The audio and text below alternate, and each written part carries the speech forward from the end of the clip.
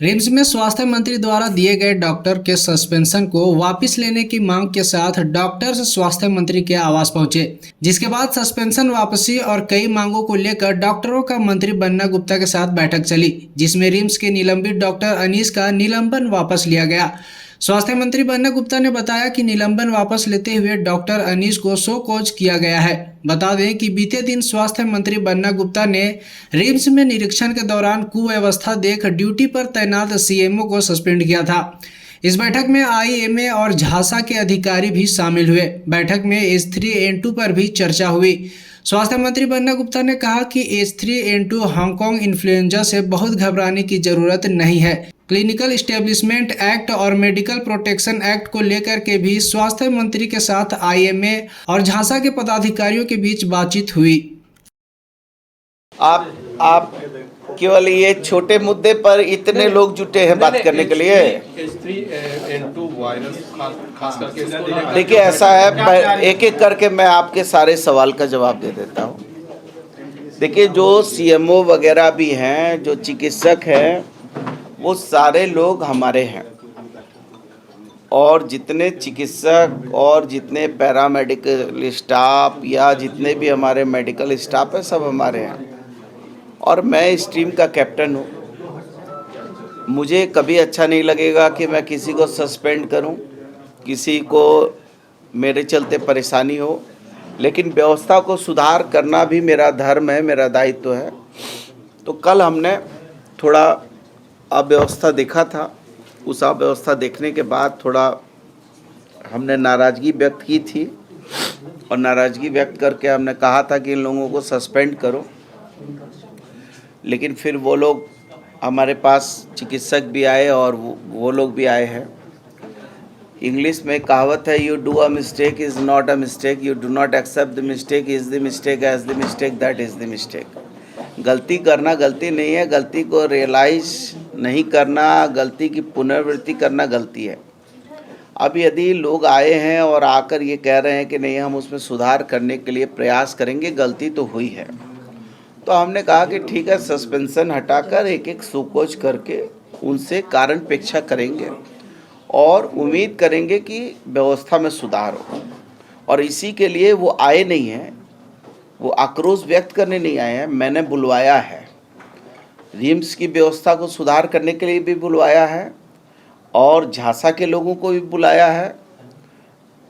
हमारा जो medical IMA जो है, उनके भी सब नेता को मैंने बुलवाया है, क्योंकि क्लिनिकल इस्टेब्लिशमेंट एक्ट पर, मेडिकल प्रोटेक्शन एक्ट पर और रिम्स की व्यवस्था पर, हजारीबाग में जो हमारे चिकित्सक के साथ जो थोड़ा विवाद हुआ, फिर जो है कुछ गढ़वा में कुछ विवाद हुआ, कुछ छोटे छोटे जो विवाद हुए, कुछ एक चिकित्सक पर जो हमला हुआ, तो ये सारे चीज़ों पर लेकर आप देख रहे होंगे कि झांसा के भी अधिकारी हमारे आए हैं, और इंडियन मेडिकल एसोसिएशन के लोग आए हैं, हमारे रिम्स के सभी जितने वरीय चिकित्सक आए हैं। तो ये सभी लोगों को, इवन प्रोक्योरमेंट के भी लोगों को बुलाया है।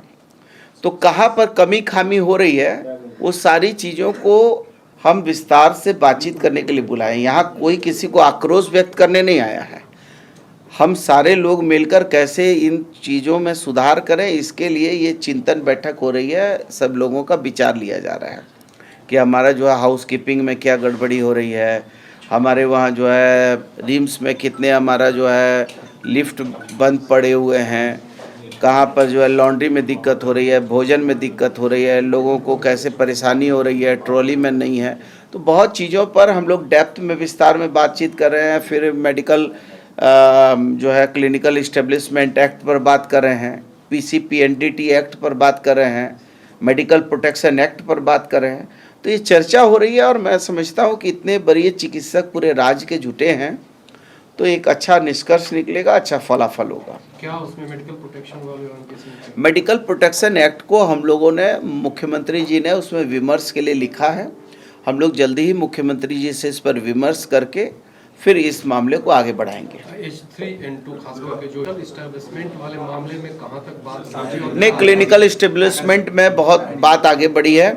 हमने DIC साहब के नेतृत्व में कमेटी का फॉर्मेशन किया था, उसमें कुछ झांसा के भी लोग थे, कुछ मेडिकल एसोसिएशन के लोग थे, कुछ हमारे विभाग के अधिकारी थे। और उसमें क्लिनिकल इस्टेब्लिशमेंट एक्ट जो है वो प्रत्येक साल उस एक्ट के तहत रजिस्ट्रेशन की बात होती है। तो उसमें कुछ कुछ बातें आई हैं कि उसको 1 साल की जगह 3 साल किया जाए। फिर उसमें कुछ कचरा निस्तारीकरण के लिए बात आई है कि कचरा निस्तारीकरण के लिए जो है हमको क्या करना है। कुछ उसमें पोल्यूशन से रिलेटेड बातें आई हैं, उसमें पोल्यूशन का क्या रास्ता निकलेगा। फिर उसमें फायर को लेकर कुछ बातें आई हैं। तो ये सभी बातों के को दृष्टिगत करते हुए बीच के क्या रास्ते होंगे उस पर हमने सोमवार को फिर जो है सोमवार को सदन चलेगा। तो सोमवार को हमने डीआईसी और सभी लोगों को बुलाया है, 2 से 3 बजे के बीच में सदन के बीच में बुला के इनसे बात करके इसको फिर आगे बढ़ाएंगे। सस्पेंशन कौन, वो जो डॉक्टर को सस्पेंड किए हैं सर, उसका सस्पेंशन उठा लिए हैं। सर बोले कि सस्पेंशन वापस ले लिए हैं और वो बोले कि मेरे किसी भी डॉक्टर को सस्पेंड करने का मेरा ऐसा कोई मंशा नहीं है। और जहाँ तक मेडिकल प्रोटेक्शन एक्ट की बात है उसके लिए मुख्यमंत्री से विमर्श करेंगे।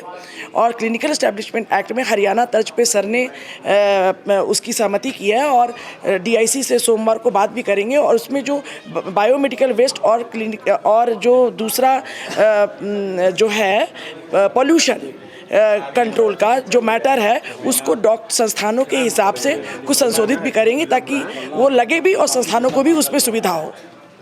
दरअसल ये आप लोगों को जैसा पहले से आप जानते हैं कि लगातार हम लोगों के कुछ इश्यूज़ थे, जैसे medical protection act, clinical establishment act, जो लगातार आप देख रहे थे गढ़वा, हजारीबाग, रांची, इसमें लगातार डॉक्टरों पे हिंसा हो रही थी।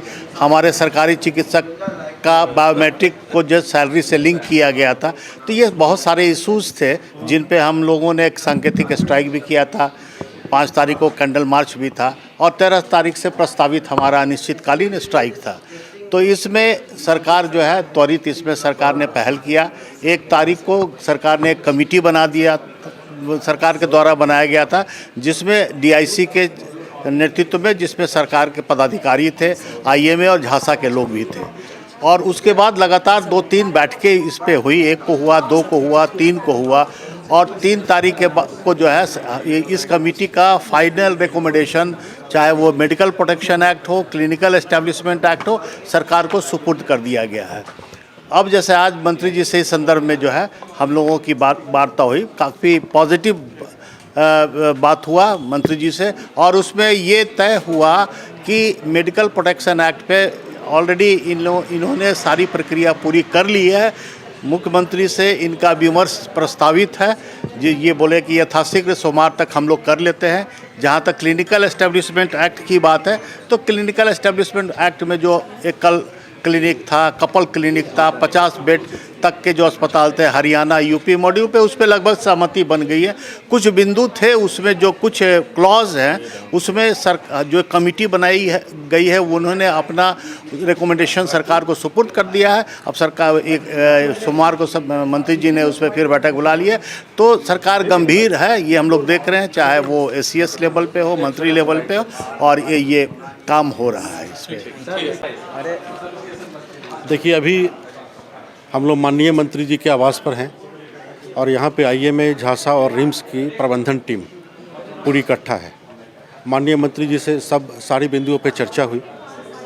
मंत्री महोदय ने सारी व्यवस्था को सुनने के बाद अपने जो डिसीजन लिए थे उन्होंने कल सस्पेंड किया था, उस सस्पेंशन को वापस लिया है और उन्होंने व्यवस्था को सुधारने की हिदायत देते हुए तमाम विचार विमर्श करने के बाद उनको कारण बताओ नोटिस देने का बात किया है। देखिए, आज की जो मीटिंग थी, हम लोग झांसा और आईएमए ने संयुक्त रूप से ये फैसला लिया था कि 13 मार्च से हम लोग अनिश्चितकालीन समय के लिए कार्य बहिष्कार पर जाएंगे।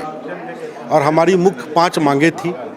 एक था मेडिकल प्रोटेक्शन एक्ट लागू करना, दूसरा था क्लिनिकल एस्टेब्लिशमेंट एक्ट में सुधार, तीसरा था बायोमेट्रिक अटेंडेंस को वेतन से न जोड़ा जाना, चौथा था जो वारदातें हो रही थी लगातार 5 जिलों में चिकित्सकों के साथ, उस पर कानून संबद्ध कार्रवाई, और उसके बाद 5वां था कि जो हाजरा दंपत्ति जो आग से लगी थी उनका मुआवजा, और जो रिम्स के जो प्लास्टिक सर्जरी के जो डिपार्टमेंट के जो डॉक्टर करमटोली चौक पे जो एक्सपायर कर गए थे सड़क दुर्घटना में, उनको मुआवजा और उनकी पत्नी को नौकरी। ये हमारी मांगे थी, हमने तमाम बिंदु पे बात की। सरकार और विभाग ने 13 तारीख के हड़ताल घोषित जो कार्य बहिष्कार की योजना थी उसको उस पर संवेदनशीलता दिखाते हुए अपनी पहल पे आईएमए और झांसा को बुलाया है अपने आवास पे। मंत्री महोदय ने इसका स्वागत, संघ स्वागत करता है। और अभी एसीएस महोदय से 3:30 बजे हमारी एक मीटिंग है और ये संघ का भी प्रयास है कि कोई आंदोलन की नौबत ना आए, क्योंकि अंततः क्या होता है, कार्य बहिष्कार से हमारे जो बीमार मरीज होते हैं वो सफ़र करते हैं। संघ नहीं चाहता और विभाग और सरकार की अच्छी पहल है। हमारी ये अगर हमारी अभी जो एसीएस की मीटिंग होगी, मंत्री महोदय से मीटिंग हो गई, एसीएस महोदय से मीटिंग के बाद आज हमारे शाम में भी मीटिंग है आईएमए हॉल में, हम लोग उस समय ये तय करेंगे। और अभी मंत्री महोदय के जो आश्वासन है वो हमारे सकारात्मक दिख रहे हैं। हो सकता है कि हम मरीज के हित में इस कार्य बहिष्कार को स्थगित करने की घोषणा करें।